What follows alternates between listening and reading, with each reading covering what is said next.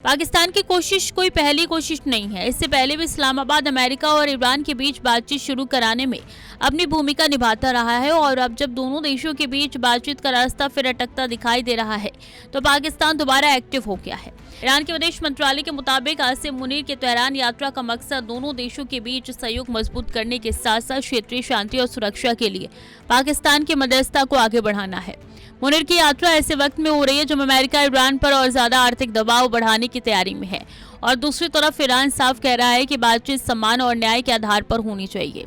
यानी एक तरफ अमेरिका का दबाव है तो दूसरी तरफ ईरान का विरोध और इसी बीच पाकिस्तान खुद को उस देश के तौर पर पेश कर रहा है जो दोनों पक्षों के बीच बातचीत का रास्ता खोल सकता है। लेकिन यहाँ पाकिस्तान का खेल सिर्फ शांति तक सीमित है या इसके पीछे उसका अपना रणनीतिक फायदा भी है। ये सवाल इसलिए उठ रहा है क्योंकि पाकिस्तान की भौगोलिक स्थिति ईरान के बिल्कुल करीब है और उसके रिश्ते ईरान के साथ भी है। वहीं अमेरिका और खाड़ी देशों के साथ भी पाकिस्तान अपने संबंध बनाए रखना चाहता है।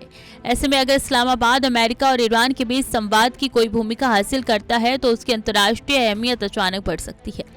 पाकिस्तान के लिए मौका इसलिए भी बड़ा है क्योंकि पश्चिम एशिया में तनाव बढ़ने का सीधा असर तेल समुद्री व्यापार और क्षेत्रीय सुरक्षा पर पड़ता है और अगर पाकिस्तान खुद को संकट सुलझाने वाले देश के तौर पर स्थापित करता है तो उससे अमेरिका, ईरान और दूसरे क्षेत्रीय देशों के साथ अपनी कूटनीतिक स्थिति मजबूत करने का मौका मिल सकता है।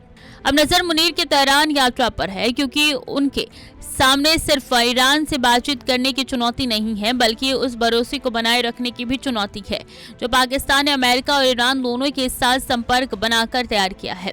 ईरान विदेश मंत्रालय के मुताबिक मुनीर और उनका प्रतिनिधिमंडल वरिष्ठ ईरानी अधिकारियों से मुलाकात करेगा और क्षेत्रीय घटनाक्रम के साथ शांति की कोशिशों पर चर्चा होगी। यानी पाकिस्तान फिर वही भूमिका चाहता है जिसमें एक तरफ तेहरान से बात हो और दूसरी तरफ वाशिंगटन तक संदेश पहुंचाया जा सके। लेकिन इस बार मुश्किल ज्यादा है क्योंकि अमेरिका ईरान पर नए और कड़े प्रतिबंधों की तैयारी कर रहा है और ईरान भी अमेरिकी दबाव के आगे झुकने के मूड में दिखाई नहीं दे रहा है। पाकिस्तान पहले भी अमेरिका और ईरान के बीच मध्यस्थता की कोशिश कर चुका है और इस प्रक्रिया में इस्लामाबाद की भूमिका पहले से मौजूद रही है। यही वजह है कि अब मुनीर के तेहरान यात्रा को उसी कड़ी के अगले कदम के तौर पर देखा जा रहा है। पाकिस्तान चाहता है कि बातचीत का चैनल बंद ना हो और दोनों पक्ष किसी न किसी स्तर पर संवाद जारी रखे। लेकिन दूसरी तरफ अमेरिका की तरफ से ईरान पर आर्थिक दबाव बढ़ाने की तैयारी और ईरान की तरफ से अमेरिकी नीतियों का विरोध बताता है कि दोनों देशों के बीच दूरी अभी काफी ज्यादा है। ऐसे में पाकिस्तान के सामने सबसे बड़ी चुनौती यही होगी कि दोनों पक्षों के बीच ऐसा रास्ता कैसे बनाया जाए जिस पर अमेरिका और ईरान दोनों चलने को तैयार हो। मुनीर की इस यात्रा का समय भी बेहद अहम है क्योंकि अमेरिका की तरफ से ईरान पर नए प्रतिबंधों की तैयारी की खबर सामने आ रही है और इसी दौरान ईरान के साथ बातचीत के लिए पाकिस्तान का सेना प्रमुख तेहरान पहुंच रहा है। यानी एक तरफ आर्थिक दबाव बढ़ाने की तैयारी है तो दूसरी तरफ कूटनीतिक रास्ता खोलने की कोशिश। इसे टकराव के बीच पाकिस्तान अपनी जगह बनाने की कोशिश कर रहा है। अगर बातचीत आगे बढ़ती है तो पाकिस्तान इसे अपनी बड़ी कूटनीतिक कामयाबी के तौर पर पेश करता है।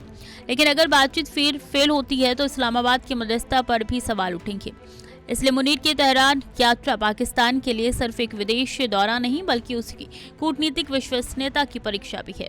फिलहाल पाकिस्तान खुद को शांति की कोशिश करने वाले देश के रूप में पेश कर रहा है। ईरान ने भी इस भूमिका को सार्वजनिक तौर पर और स्वीकार किया और मुनीर की यात्रा को क्षेत्रीय शांति और सुरक्षा की कोशिशों से जोड़ा गया।